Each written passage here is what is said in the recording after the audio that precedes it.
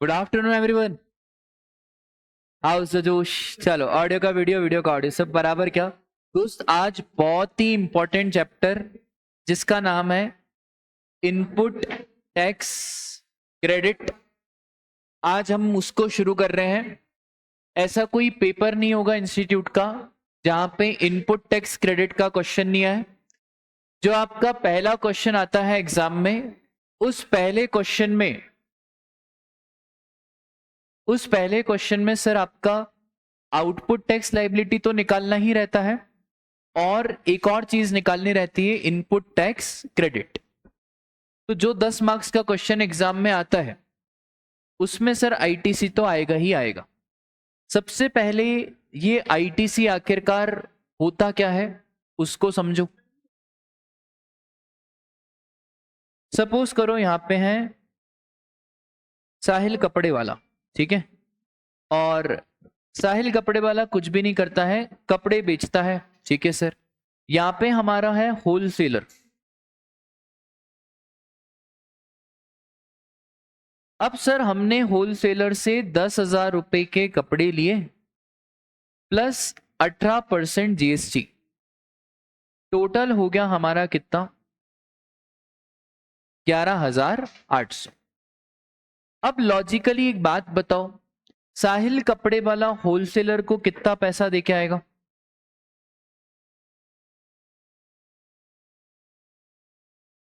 ठीक है, और ये होलसेलर गवर्नमेंट ऑफ इंडिया को कितना देके आएगा?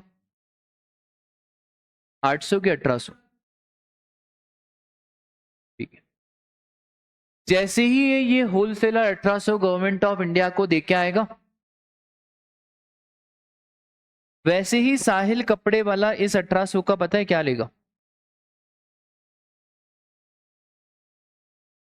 Input tax credit.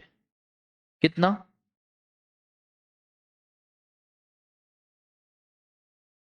अब सर आप भी तो आगे बेचोगे, आपने आगे फाइनल कंज्यूमर को बेचा, कुछ प्रॉफिट ऐड करोगे।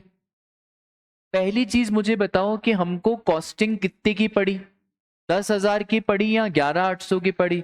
सर हमने इंट्रोडक्शन में ही सीखा था, GST is not the part of the cost. 1800 का तो आप क्रेडिट ले लोगे ना। तो मेरी बुक्स में मेरे को कॉस्टिंग कितने की पड़ेगी? 10,000। क्या मैं कॉस्टिंग आपका चल रहा होगा, क्या कॉस्टिंग में जीएसटी को ऐड करूंगा क्या? नहीं सर। अब कंज्यूमर को जब आप बेच रहे हो तो सर कुछ प्रॉफिट तो ऐड करोगे। 10,000 अज्यूमिंग 10% प्रॉफिट, 1,000, टोटल कितना हो गया सर? ये 11,000। अब सर 11,000 पे आपको जीएसटी देना पड़ेगा। इस 11,000 पे जो मैं दूंगा ना, उसको कहा जाता है आउटपुट टैक्स लाइबिलिटी। अब सर 18% ही रेट है, तो 11,000 का 18% कितना क्या होगा?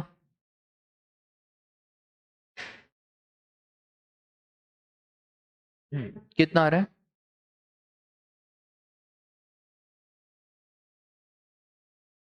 ये जो 1980 है, इसको क्या नाम से पुकारा जाता है? आउटपुट टैक्स लाइबिलिटी, जो मोदी जी को देना है।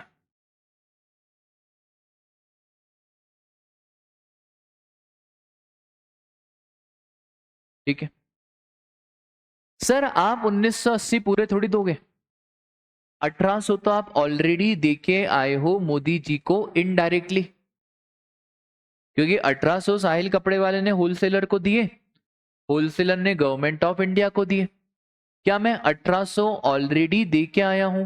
हाँ सर, आप ऑलरेडी दे के आए हो, तो इस 1800 का आप अपनी किताबों में क्या लोगे? आईटीसी।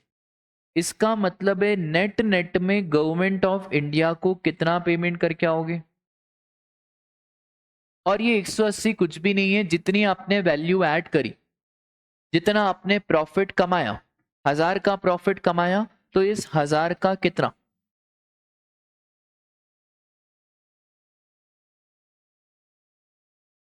बस पूरे जीएसटी में यही करना है। हर इंसान जो भी जीएसटी में रजिस्टर्ड है वो यही करता है। Output liability minus ITC, payment आ गया किसमें? कैश में। अच्छा, पढ़ने से पहले आप नाम ही पढ़ो ना, क्या है? Input tax credit. जो सब इनपुट पे हमने टैक्स दे दिया उसका आप क्या ले लेना? क्रेडिट ले लेना। ठीक है, अब मुझे एक बात बताओ, क्या सरकार इतनी आसानी से 1800 का क्रेडिट दे देगी कि सरकार तमाम कंडीशंस लगाएगी? कंडीशंस लगाएगी, क्योंकि अब सरकार को 1800 का क्रेडिट देना है और सरकार की जेब से पैसे निकले। मुश्किल काम है सर। चलो आप बताओ सरकार क्या क्या कंडीशन लगाए। अभी आपने चैप्टर पढ़ा नहीं है, पर चलो आप लॉ मेकर हो और आप सब जीएसटी काउंसिल में बैठे हो और सबका दिमाग बिल्कुल हाईली इफेक्टिव एफिशिएंट दिमाग है। आप सोच रहे हो कि क्या क्या कंडीशन लगाए। चलो सोचो क्या क्या कंडीशन। और आगे से क्या लाके दो? टैक्स लाके दो। एक कंडीशन है, इसने पता है जो बोली है ना कंडीशन, वो इतनी हाई लेवल बोली कि सर आप क्या गुड्स बेचो? एक्सेप्ट। बहुत ही बढ़िया। इसका मतलब है अगर ये एग्जेम्प्ट होता, अगर ये एग्जेम्प्ट होता तो सर फिर आप इसका क्रेडिट भूल जाओ, इसका क्रेडिट भूल जाओ, मतलब फिर ये कॉस्ट का पार्ट बन जाता, क्योंकि अब तो क्रेडिट आपको नहीं मिलेगा। ठीक है, एक कंडीशन। अभी हम सिर्फ अपने माइंड को चला रहे हैं, समझ कुछ नहीं रहे हैं, बस आपका दिमाग चलना चाहिए। आशुतोष कुमार ने बढ़िया पॉइंट बोला कि सर रजिस्ट्रेशन होना चाहिए। अच्छा, कौन सा रजिस्ट्रेशन? नॉर्मल वाला कि कंपोजिशन वाला? नॉर्मल, क्योंकि सर कंपोजिशन वाला ना आईटीसी लेता है और ना आईटीसी देता है। ठीक है, बहुत सही दिमाग चला रहे हो। और बोलो। नहीं, आईटीसी में आरसीएम एफसीएम का कोई लेना देना नहीं है। अल्टीमेटली गवर्नमेंट के पास टैक्स जाना चाहिए, वो चाहे होलसेलर डायरेक्टली भर दे या चाहे साहिल कपड़े वाला भर दे, गवर्नमेंट को 1800 से मतलब है, उससे कोई लेना देना नहीं है। और माइंड चलाओ। क्या क्या क्या? नहीं समझ में आया। ठीक है, एक और पॉइंट। कौन सा यूज होना चाहिए? बिजनेस। इसका मतलब है सर अगर पर्सनल यूज के लिए कुछ खरीदा तो क्या आईटीसी मिलेगा? नहीं मिलेगा। अगर प्रेरक सर के बेटे ने बोला कि ये पापा ये जो बोर्ड है ना ये घर ले चलो, इधर लगाओ प्रोजेक्टर, तो उन्होंने बोला क्या करेंगे? मतलब पूछा उसने कि क्या करेंगे, तो उसने बोला पापा मेरे को पोगो देखना है। तो फिर ये बोर्ड भले ही प्रेरक सर ने पेस के नाम पे लिया, पर इसको कहाँ लेके गए? घर। क्या आईटीसी मिलेगा? कोई आईटीसी नहीं मिलेगा। ठीक है, बहुत बढ़िया। और कंडीशंस बताओ आपके दिमाग में और क्या क्या चल रहा है, उसको अभी छोड़ो। जो पढ़ा हुआ है उसकी बात नहीं कर रहा हूं, जिसका माइंड बिल्कुल फ्रेश है वो बताओ। और बताओ, हो सकता है आपकी सारी कंडीशन में से गलत हो जाएगी, मैं बैठा हूं आपको सही करने के लिए।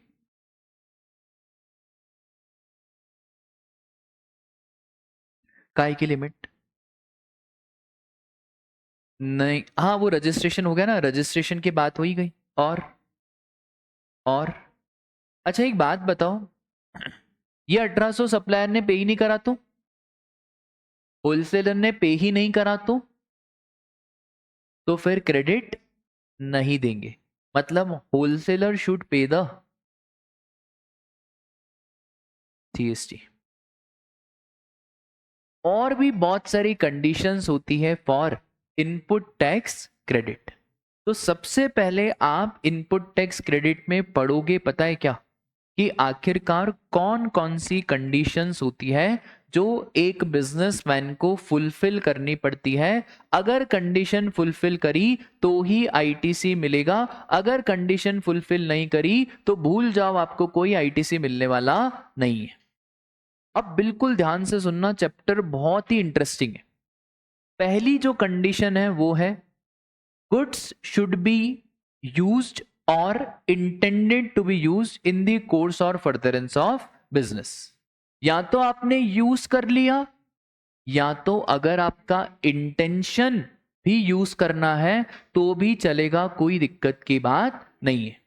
इसका मतलब है क्या रेडी टू यूज होना चाहिए कि सर भले रेडी टू यूज हो पुट टू यूज हो सब चलेगा, बस आपका इंटेंशन क्या होना चाहिए, बिजनेस यूज का होना चाहिए। ठीक है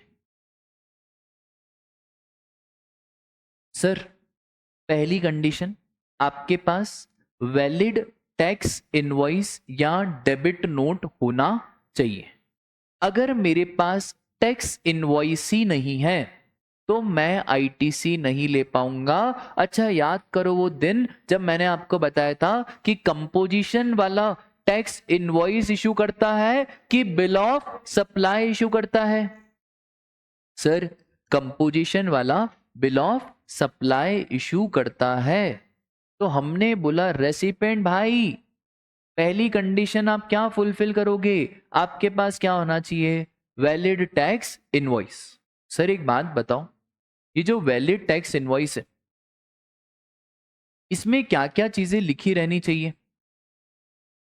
अब जो पेस का इनवॉइस बनता है आपको मालूम है वो इनवॉइस बहुत ही गलत है।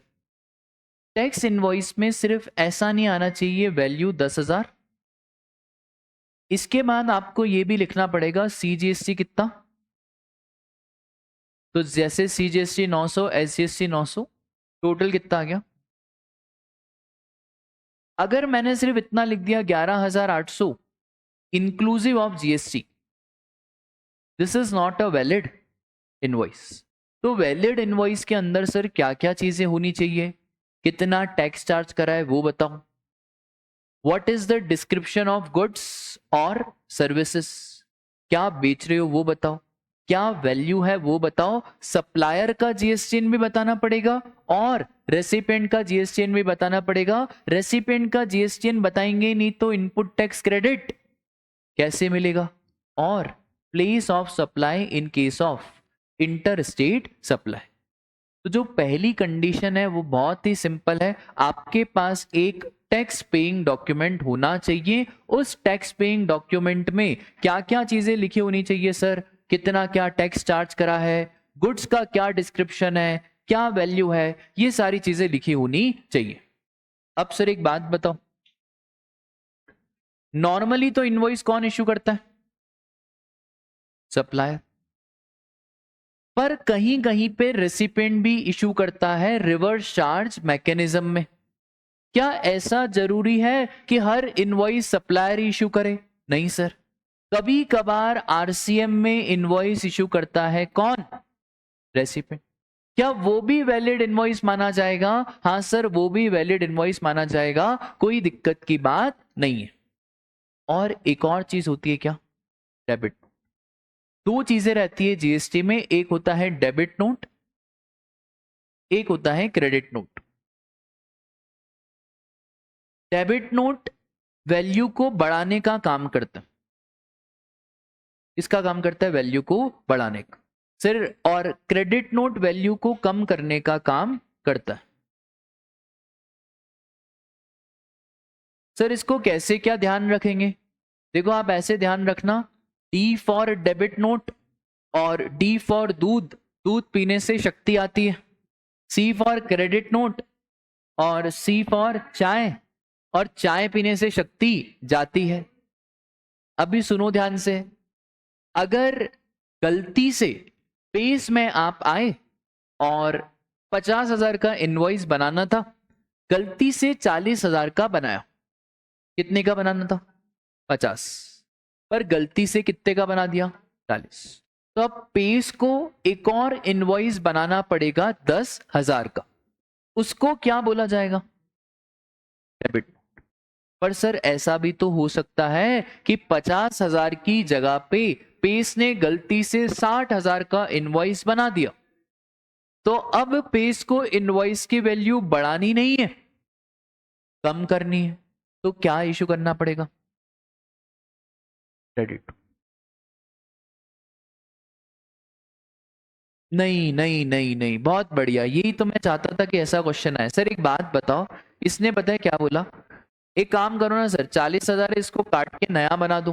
बेटा जीएसटी जा चुका है ना इसके ऊपर, अकाउंटिंग हो चुकी है ना इसकी, तो अननेसेसरी वापस से रेक्टिफिकेशन पास करेंगे, वापस से जीएसटी का एडजस्टमेंट करेंगे, तो इतना मचमच से अच्छा आप एक नया इनवॉइस ही बना दो, एक सप्लीमेंट्री इनवॉइस ही बना दो।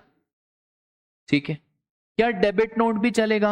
हाँ सर, डेबिट नोट भी चलेगा, और बिल ऑफ एंट्री भी चलेगा। बिल ऑफ एंट्री कस्टम में डॉक्यूमेंट इशू होता है, अभी आपको बिल ऑफ एंट्री से लेना देना नहीं है, और इनपुट सर्विस डिस्ट्रीब्यूटर के डॉक्यूमेंट से भी लेना देना नहीं है। ये बातें आप सीए फाइनल में आके पढ़ोगे।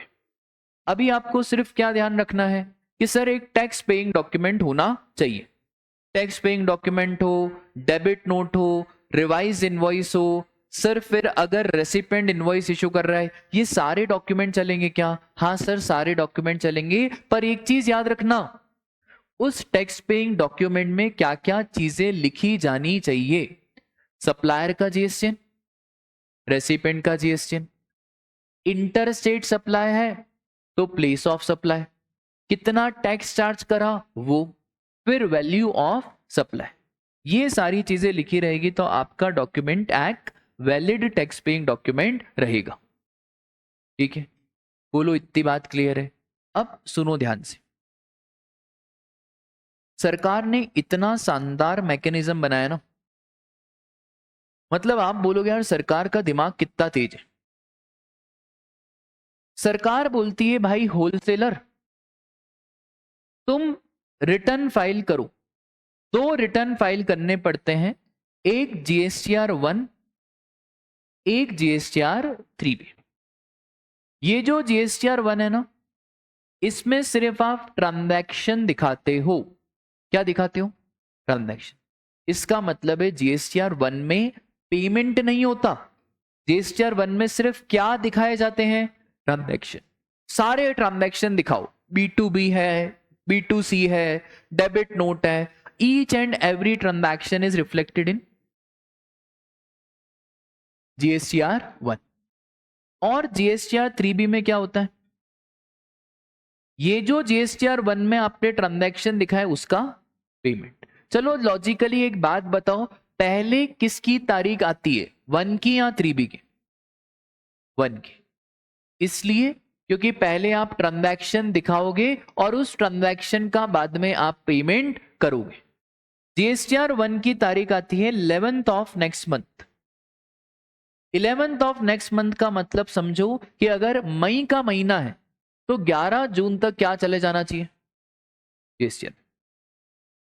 और जीएसटीआर 3B की तारीख आती है 20th ऑफ, मतलब अगर मई का महीना है तो 20 जून तक क्या चले जाना चाहिए? GSTR 3B। अब सरकार ने इतना शानदार पोर्टल बनाया ना, सरकार बोलती है, बिल्कुल ध्यान से सुनना, सरकार बोलती है कि अगर होलसेलर ने जीएसटीआर 1 फाइल करा और होलसेलर ने ये ट्रांजैक्शन दिखाया तो ही जाके साहिल कपड़े वाले को क्रेडिट देंगे। वापस से सरकार बोलती है कि भैया होलसेलर, अगर आपने जीएसटीआर 1 फाइल करा और जीएसटीआर 1 में ये वाला ट्रांजैक्शन दिखाया तो ही जाके साहिल कपड़े वाले को क्रेडिट देंगे। इसका मतलब है साहिल कपड़े वाले को एक ढेले की क्रेडिट नहीं मिलेगी अगर होलसेलर ट्रांजैक्शन नहीं दिखाएगा। तो सरकार ने पता है कैसे मैचिंग करी है? सरकार ने पकड़ा डायरेक्ट किसको? सर अब पता है क्या हो गया? अब साहिल कपड़े वाला होलसेलर को फोन कर रहा है, मैं बोल रहा हूं भाई रिटर्न भरो, रिटर्न। सर भर रहे हैं। अरे तुम नहीं भरोगे तो मेरे को क्रेडिट नहीं मिलेगा। सर भर रहे। अरे भरो ना, क्योंकि अगर वो रिटर्न नहीं भरेगा किसका क्रेडिट ब्लॉक हो गया?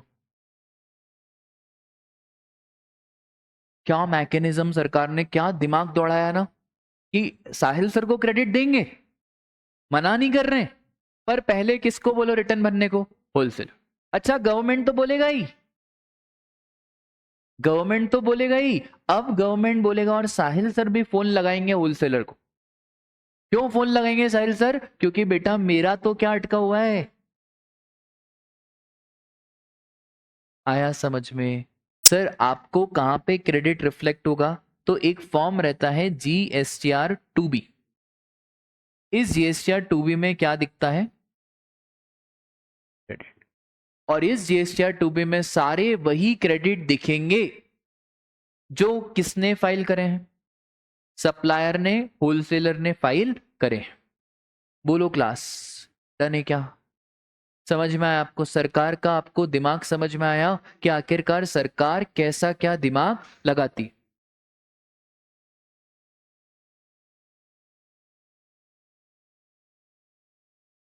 हाँ वो आएगा, कौन सी डेट है वो सब आएगा, ठीक है।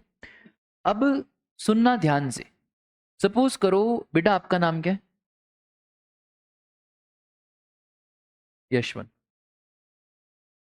यशवंत नाम है इसका? क्या नाम है इसका? हाँ जी। क्वेश्चन आपकी स्क्रीन पे है। आपको बताना है राजा, calculate amount of credit that can be availed bye.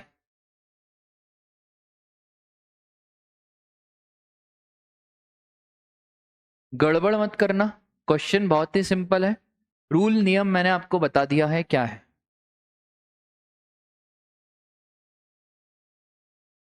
शायद मैंने लिखा भी है, ऑनलाइन वाले बच्चे भी आंसर दें।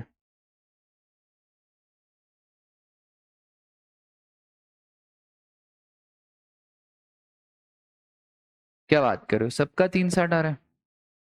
सर देखो ना यार ध्यान से, कितनी एसी सप्लाई करी? 100। एक एसी का भाव 1 lakh, total 1 lakh into 100 into 18%। Yashwant ने कितनी एसी दिखाई है? मतलब पाप यशवंत करेगा पर भुगतेगी कौन हमारी? बताओ बाबा, पाप कौन कर रहा है? यशवंत। रिटर्न कौन फाइल नहीं कर रहा है? यशवंत। पापी कौन है? यशवंत। पर इस पापी का भोग कौन लेगा? मतलब आलिया को रिटर्न में सिर्फ कितना एसी का क्रेडिट मिलेगा? 20 इंटू,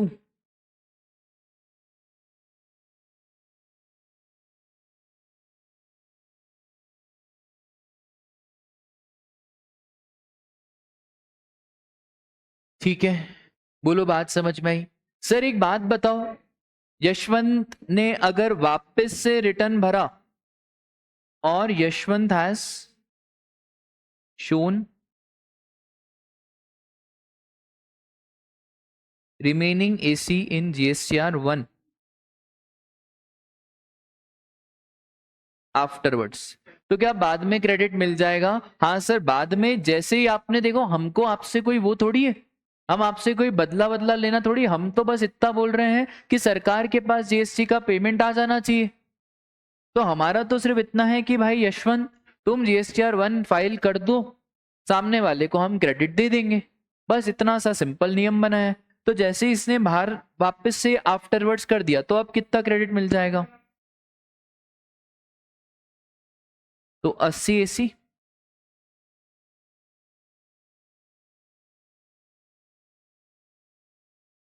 तो 18% कितना हो गया?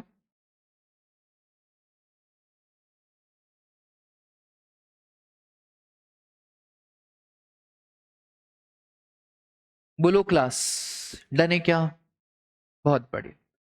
ये तो सर बहुत ही सिंपल। अच्छा एग्जाम में जो क्वेश्चन है वो आपको कराऊंगा तो हंसी आएगी, ठीक है, वो भी अपन करेंगे, ठीक है। तो details of invoice debit note uploaded by supplier in GSTR 1 और यूजिंग IFF। IFF एक फैसिलिटी है, इनवॉइस फर्निशिंग फैसिलिटी, जो बाद में आएगा उसका डिस्कशन करेंगे। बस आप अभी समझो GSTR 1 में अपलोड होना चाहिए। और फिर सामने वाले को किस में दिखेगा? GSTR 2B, ठीक है। एक और, गुड्स रिसीव हो जाना चाहिए। क्या हो जाना चाहिए sir? Goods receive. For example, क्या नाम है बेटा आपका? तनीश।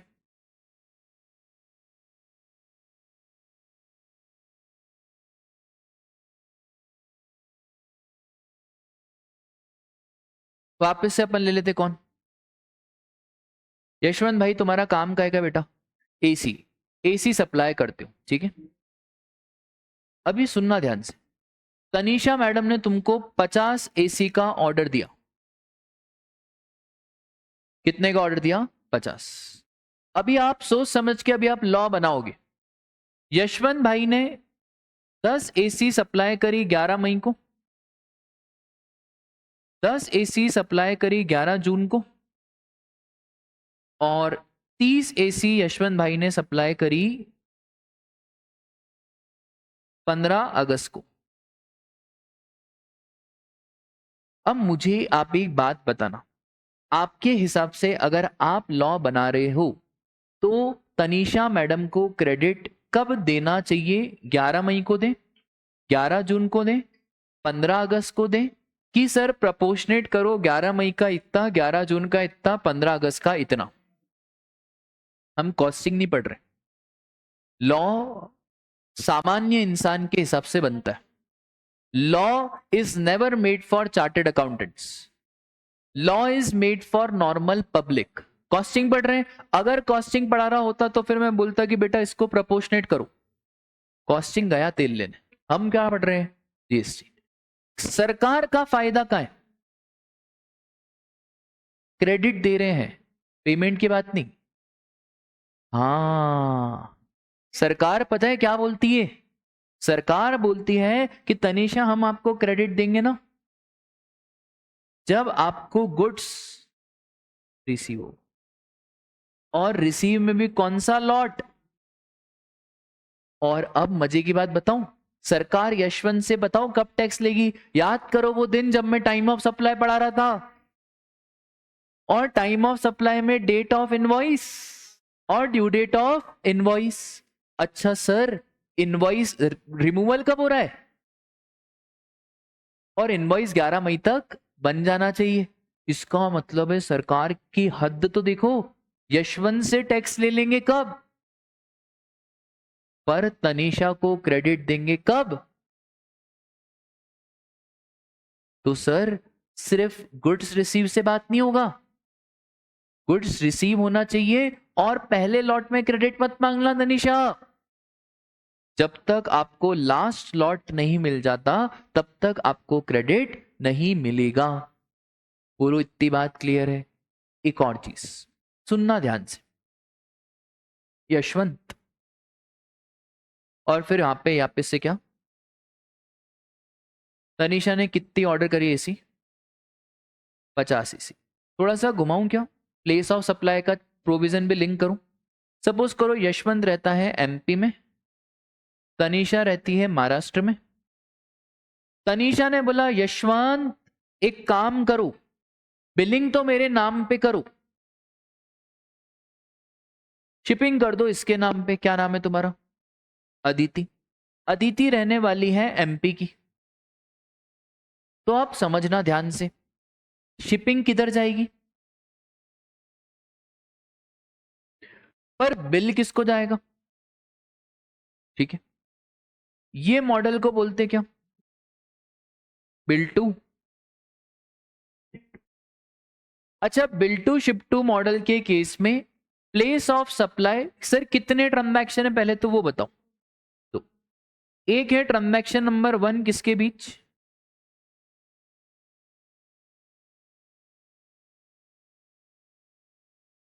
और एक है ट्रांजैक्शन नंबर तनीषा एंड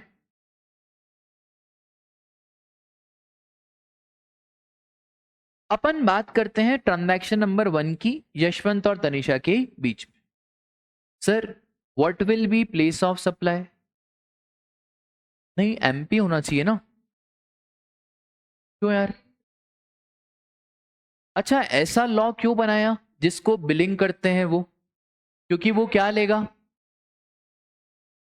इसका मतलब है यहां पे प्लेस ऑफ सप्लाई पता है क्या बना? महाराष्ट्र। और आईटीसी तनीषा को मिलेगा, भले गुड्स किसको मिल गए। तो bill to ship to model के केस में आईटीसी तनीषा को मिल जाएगा, भले गुड्स की शिपिंग किसको हुई है? अदिति को। हम ये मान लेंगे कि गुड्स किसको मिले हैं, ठीक है। तो अब आपने इंटरलिंकिंग सीखी कि प्लेस ऑफ सप्लाई में क्यों था हमारा build to ship to model के केस में, इसलिए था क्योंकि सर आईटीसी अल्टीमेटली किसको मिलने वाला है, ठीक है। तो सर आईटीसी किसको दिया जाएगा,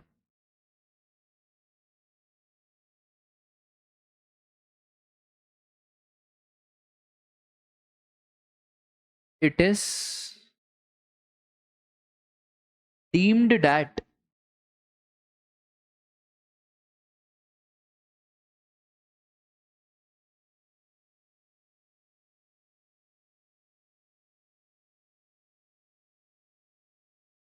बोलो यहां तक की बातें क्लियर है। क्या क्या बातें सर हमने करी, एग्जाम में पहला क्वेश्चन आया था आईटीसी का इतना सड़ा कि 20 लाख रुपए, आप बोलोगे कि पेपर है लेवल का, आप बताना भाई पहला क्वेश्चन, ठीक है। 20 लाख के गुड्स हैं, 1 लाख के रिसीव नहीं हुए, तो कितने का क्रेडिट मिलेगा।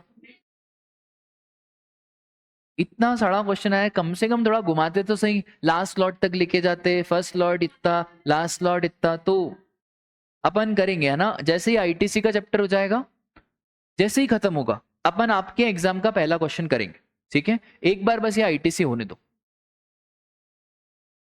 बढ़ू आगे। यहां तक की बातें समझ में आई सर। अभी तक हमने क्या क्या बातें देखी है, पहली बात हमने देखी कि सर कौन सा रिटर्न फाइल हो जाना चाहिए, यशवंत भाई के ओर से सप्लायर जीएसटीआर 1 फाइल करेगा, जैसे ही जीएसटीआर 1 फाइल करेगा रेसिपिएंट को दिखेगा जीएसटीआर 2B में, और जब रेसिपिएंट को 2B में दिखेगा तभी रेसिपिएंट आईटीसी ले पाएगा, नहीं दिखेगा भूल जाओ, आपको आईटीसी भी नहीं मिलेगा, ठीक है। उसके बाद सर गुड्स मिल जाना चाहिए, अच्छा गुड्स या तो आपको रिसीव हो जाए या आपके कहने पर किसी थर्ड पर्सन को रिसीव हो जाए, क्या तो भी चलेगा, हाँ सर तो भी चलेगा। Build to ship to model के केस में हम ऐसा मान लेंगे कि गुड्स किसको मिला है, तनिषा को ही मिला है, क्योंकि बाद में ऐसा डाउट आ जाता ना कि गुड्स तो अदिति को मिला है और आपने बोला है रिसीव गुड्स, तो फिर क्रेडिट तो किसको दो। फिर हमने बोला कि बेटा बिलिंग किसको ही है, तनिष, तो हम तो यही मान लेंगे कि गुड्स रिसीव भी किसको हुआ है, तनिषा, ठीक है। और पहले लॉट में क्रेडिट मिलेगा कि लास्ट लॉट में क्रेडिट मिलेगा, लास्ट लॉट में क्रेडिट मिलेगा, हाँ जी कहें।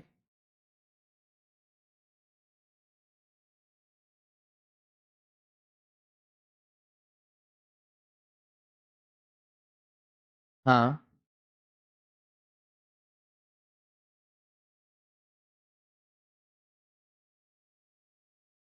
वाओ, अच्छा चलो इसका डाउट का जवाब दो। इसने ऐसा पूछा कि सर एक बात बताओ, ये 10,000 प्रॉफिट 11,000 और इसके ऊपर जीएसटी लगेगा आपका कितना 1980, कंज्यूमर को बेच रहे हैं, तो वो जीएसटी का पैसा किसकी पॉकेट से जाएगा, कंज्यूमर। क्या कंज्यूमर को क्रेडिट मिलेगा, कोई क्रेडिट नहीं मिलेगा। क्यों क्रेडिट नहीं मिलेगा, क्योंकि क्या आप बिजनेस यूज के लिए यूज कर रहे हो, नहीं। क्या आप रजिस्टर्ड हो, नहीं। तो जो आपने पेस में पेमेंट धरा, पेस को 50,000, ऊपर से 18% जीएसटी 9,000, 59,000, उस 9,000 का क्रेडिट आप लोगों को नहीं मिलेगा, क्योंकि ना आपका जीएसटी रजिस्ट्रेशन नंबर है और ना ही आपका बिजनेस यूज है। इसका मतलब एक और है, अल्टीमेटली गवर्नमेंट कमाती क्या है, क्या ये बीच बीच का क्रेडिट कमाती है क्या, सर वो तो कभी नहीं कमाती है। एक पे करता है दूसरा सेट ऑफ करता है, एक पे करता है दूसरा सेट ऑफ करता है। अल्टीमेटली गवर्नमेंट का इनकम कौन सा है, ठीक है। बहुत बढ़िया, जितना प्रॉफिट पे मिल रहा है, जितना वैल्यू एडिशन पे मिल रहा है, वो गवर्नमेंट कमा रही, कोई नुकसान नहीं है। जीएसटी का नुकसान न तो होलसेलर के ऊपर है न इनके ऊपर है, इनको जीएसटी आने से कोई फर्क नहीं पड़ा, क्योंकि ये है आईटीसी ले लेंगे, आईटीसी मैकेनिज्म है ही, इसलिए फर्क सिर्फ किसको पड़ता है। हाँ और डाउट डाउट डाउट, कोई डाउट खाली ना रह जाए इस चैप्टर में, बेसिक से बेसिक डाउट भी आ रहा हो तो पूछो। ये भी पूछो क्या सर पेस को इस कंप्यूटर का क्रेडिट मिला होगा? हाँ भाई पेस को इस कंप्यूटर का क्रेडिट मिला होगा। जो भी डाउट आ रहा है पूछो। क्या क्या? अरे यार वो बाद में पढ़ेंगे है ना, ये ऐसे गलत बिल वाले बाद में पढ़ेंगे। क्या?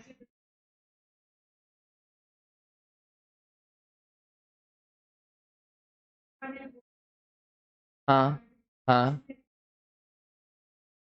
नहीं बिल टू शिप टू है ही नहीं उसमें। बिल टू शिप टू पूरा अलग मॉडल है। ओरियल वाला नहीं समझ में आ रहा? नहीं वो अलग है, वो अलग है, वो अलग है, वो इससे अभी लिंक मत करो। बढ़ू आगे। बोलो बढ़ू आगे। पक्का? बहुत बढ़िया, ये वाला हो गया, ये वाला हो गया। एक और चीज सर, टैक्स आपको पे करना पड़ेगा। सिर्फ जीएसटीआर 1 फाइल करने से कुछ नहीं होता। क्या सिर्फ अगर सप्लायर ने जीएसटीआर 1 फाइल कर दिया तो हो जाएगा क्या? नहीं, उसको टैक्स का पेमेंट भी करना पड़ेगा। और पेमेंट होगा कहां पे सर? जीएसटीआर 3B में। अब समझना ध्यान से, बहुत शानदार चीज मैं आपको बता रहा हूं, सबका ध्यान इधर ही होना चाहिए, ठीक है? जब मैं एस लिखूंगा समझ जाना सप्लायर, ठीक है?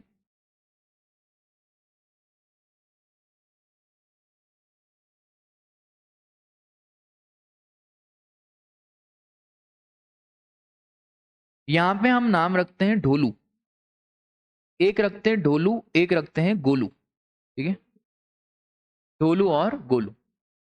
ढोलू ने 10,000 का माल बेचा गोलू को, इस पे 18% जीएसटी, 1800 रुपये।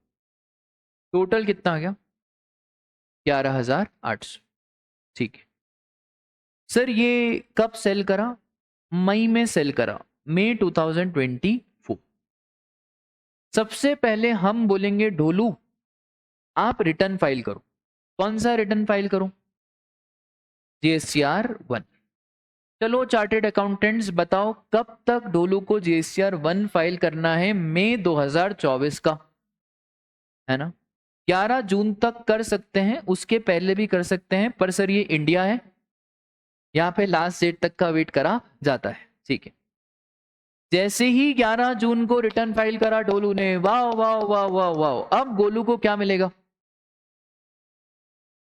बोलो गोलू को क्या मिलेगा? आईटीसी। जीएसटीआर 1 फाइल करा तो गोलू के कौन से फॉर्म में रिफ्लेक्ट होगा?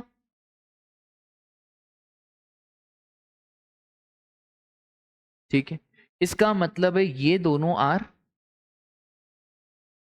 इंटरलिंक्ड, ठीक है? जीएसटीआर 2B में क्रेडिट दिख रही होगी, मैं वर्ड देखना क्या लिख रहा हूं, आईटीसी अवेट। मैंने यूटिलाइज नहीं लिखा, मैंने सिर्फ क्या लिखा? अवेट। इतनी आईटीसी हमको दिख रही होगी जीएसटीआर 2B में। सर कितनी आपको दिख रही होगी? 1800, ठीक है? Normal transaction. इसका मतलब एक चीज याद रखना, गोलू को आईटीसी तो मिल जाएगी, भले अभी सप्लायर ने 1800 का जीएसटी गवर्नमेंट को पे नहीं करा, क्योंकि गवर्नमेंट को पे करने की तारीख तो सर बाद में आएगी, 20 जून 2024। अब क्या हुआ ना, समझना ध्यान से। ढोलू ने जीएसटीआर 1 फाइल करा और गोलू ने उसका क्या ले लिया? आईटीसी। पर जो हमारा ढोलू है उसने जीएसटीआर 3B फाइल नहीं करा।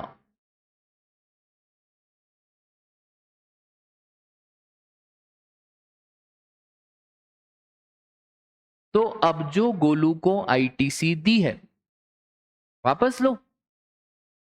हमने तो गोलू को आईटीसी दी थी ना 1800 की, अब गोलू से आईटीसी क्या लो, ठीक है? क्या सर ऐसी कोई सरकार टाइम लिमिट देती है क्या ढोलू को कि हे ढोलू यहां तक तू पेमेंट कर देना? तो सरकार ने टाइम लिमिट दी है 30 सितंबर ऑफ नेक्स्ट फाइनेंशियल ईयर। इसका मतलब समझो ध्यान से, ढोलू कब तक पेमेंट कर सकता है? ट्रांजैक्शन कब का है? मई का। 30 सितंबर of the next financial year. तो सर अभी कौन सा फाइनेंशियल ईयर है ये? अगला कौन सा आएगा? 25-26। अच्छा 25-26 में कौन सी तारीख? मतलब 30 सितंबर 25 तक ढोलू को क्या करना है? किसको? गवर्नमेंट ऑफ इंडिया को। सर जून चला गया, जुलाई चला गया, ढोलू की शादी हो गई, अगस्त चला गया, सितंबर चला गया, ढोलू ने पेमेंट कराई नहीं। अब हमने बोला भाई गोलू तुम्हारा आईटीसी क्या होगा? रिवर्स। गोलू बहुत रोया। गोलू बोले यार मैंने तो पूरे पैसे दिए ना ढोलू को। गोलू बोल रहा है मैंने तो पूरे 11,800 किसको दिए? अब ढोलू की रिस्पॉन्सिबिलिटी बनती है कि गवर्नमेंट ऑफ इंडिया को 1800 दे। अब ढोलू ने नहीं दिए तो आप मेरे को क्यों पकड़ रहे हो, मेरे को क्यों परेशान कर रहे हो? तो हमने बोला देखो गोलू, लॉ ऐसा ही बना हुआ है, तुमने दिए तो ढोलू को देने चाहिए। अब ढोलू गवर्नमेंट को नहीं दे रहा है तो यार अपन हम क्या करें? ढोलू तो मान नहीं रहा है, तो अब किसको पकड़ो? सरकार ने बोला गोलू तुम आईटीसी को क्या करोगे? पर गोलू ने बोला मेरे को थोड़ा ज्यादा समय दो। लॉजिकल है, मेरे को 30 सितंबर तक का समय मत दो, मेरे को थोड़ा सा ज्यादा समय दो। तो गोलू को समय दिया गया आईटीसी रिवर्सल का 30 नवंबर ऑफ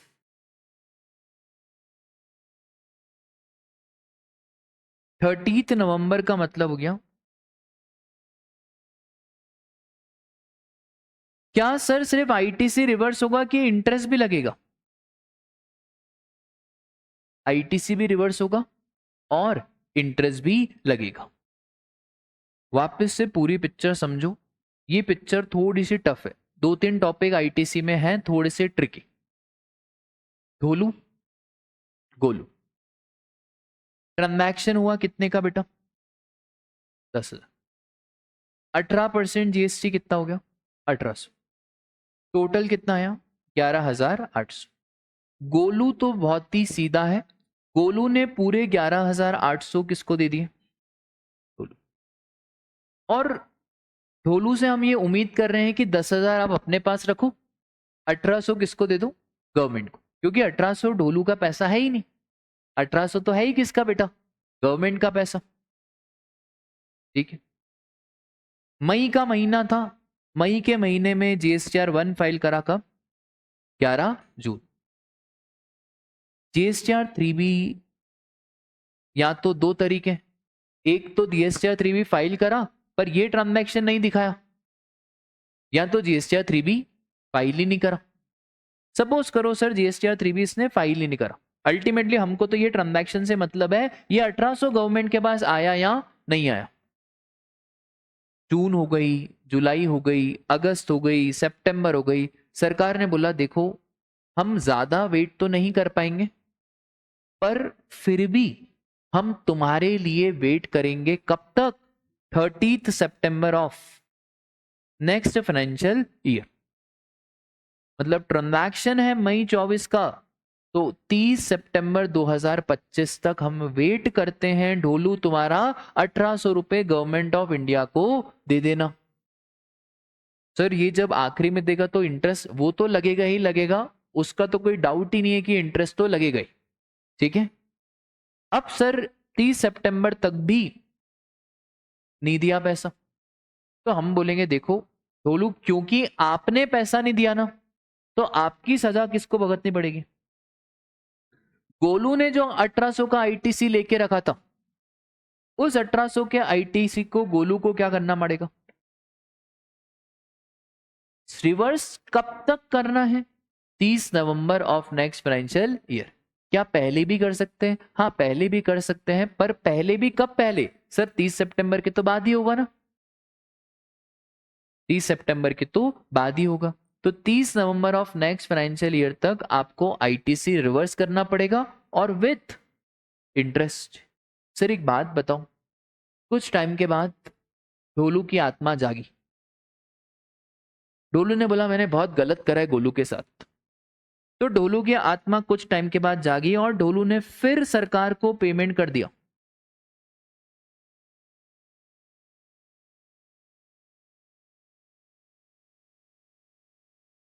ऑन 31 दिसंबर 2025। तो जैसे ही पे कर दिया तो गोलू भाई अब वापस से तुम क्या ले लेना, बट इंटरेस्ट विंटरेस्ट वापस से मत मांगना। इंटरेस्ट गया तो गया, ठीक है। एक बार पूरा ट्रांजैक्शन देख लो आप, 2 मिनट ले लो, 5 मिनट ले लो, अच्छा ट्रांजैक्शन। अभी रुक जाए ना इंटरेस्ट, अभी रुक जा, आधा 1 घंटा उसमें लगेगा समझाने में। इंटरेस्ट फिक्स, फिक्स तारीख फिक्स है।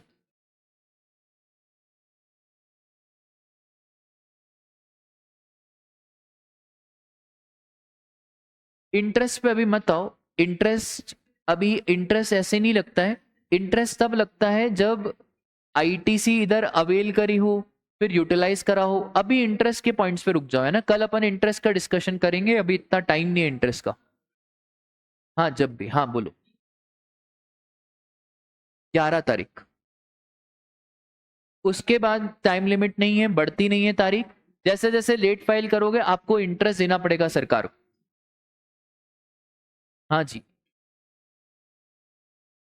किसके ऊपर? पेनल्टी नहीं लगती, इंटरेस्ट लगता है दोनों के ऊपर। ढोलू पे इंटरेस्ट, पेनल्टी अभी नहीं लगाते, ठीक है, पेनल्टी नहीं लगाते। देखो इतना सारा जो मैंने आपको पढ़ाया ना, वो अगर मैं आपको ऐसे बुक रीड करके पढ़ाता तो आपको शायद ही कुछ समझ में आता। हाँ मजाक नहीं कर रहा हूँ यार, एक बार आप इसको पढ़ लो, एक बार ये जो हमने इतना सारा अभी पढ़ा ना, इसको एक बार आप पढ़ लो। 52। इंटरेस्ट की बातें अभी हम करेंगे, थोड़ा सा वेट करो।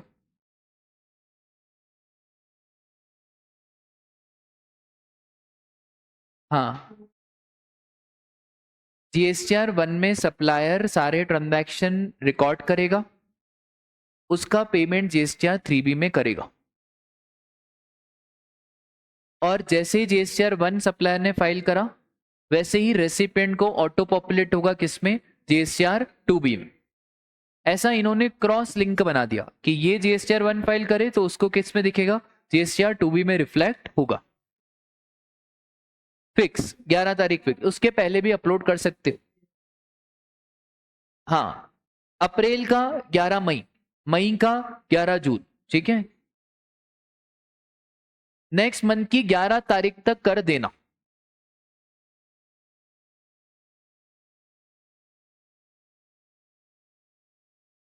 3B की 20 तारीख। 2B की कोई तारीख नहीं। 2B कोई रिटर्न नहीं होता, 2B तो ऑटो पॉपुलेट होता है। 2B कोई फाइल वाइल थोड़ी करना रहता है। 2B तो कैसा, मैंने फाइल करा आपको रिफ्लेक्ट होगा, और क्या।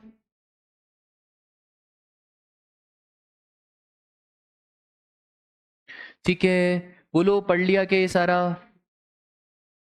पढ़ना है और क्या करना है भाई। अभी रुक जाओ आशुतोष, 1-2 चैप्टर आने दो, पेमेंट ऑफ टैक्स और वो, तब दिखाएंगे आपको जीएसटीआर 1 और 3B।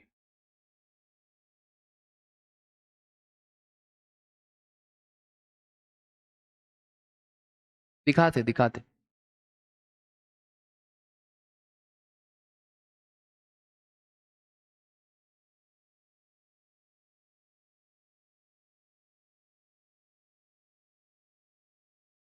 ठीक है, बोलो ठीक है। हाँ जी बताओ यार फटाफट से, कितना क्या क्रेडिट मिलेगा?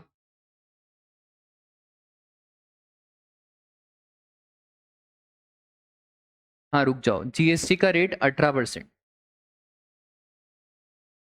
क्रेडिट बताना मल्टीप्लाई करने के बाद।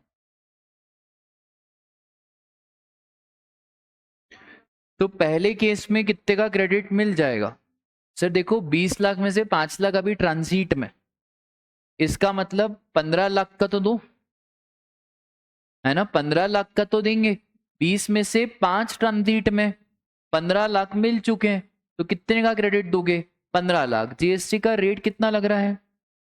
तो 15 लाख इंटू 18%, तो 2,70,000। बोलो अग्री करते हो क्या ट्रांजैक्शन 1 में 2,70,000? दूसरे वाले में आ जाओ भाई। दूसरे वाले में तो 1 रुपए का क्रेडिट नहीं मिलेगा, क्योंकि 5 लॉट में से अभी कितने मिले आपको? 3 लॉट। लॉट सिस्टम चल रहा है, तो लॉट सिस्टम में तो तब क्रेडिट देंगे जब आपको आखिरी लॉट मिलेगा। तो मिला ही नहीं आखिरी लॉट, 2 लॉट पेंडिंग है, तो दूसरे लॉट में क्रेडिट इज 0। अच्छा तीसरे लॉट में बताओ। पर बुक्स अभी 5 लाख पे 18% आईटीसी दिया हुआ है, उसका भी 18% करेंगे क्या? पर यार सामने वाला बोल रहा है बुक्स में तो ज्यादा दिख रहा है। बुक्स गई तेल लेने, जला दो बुक्स को।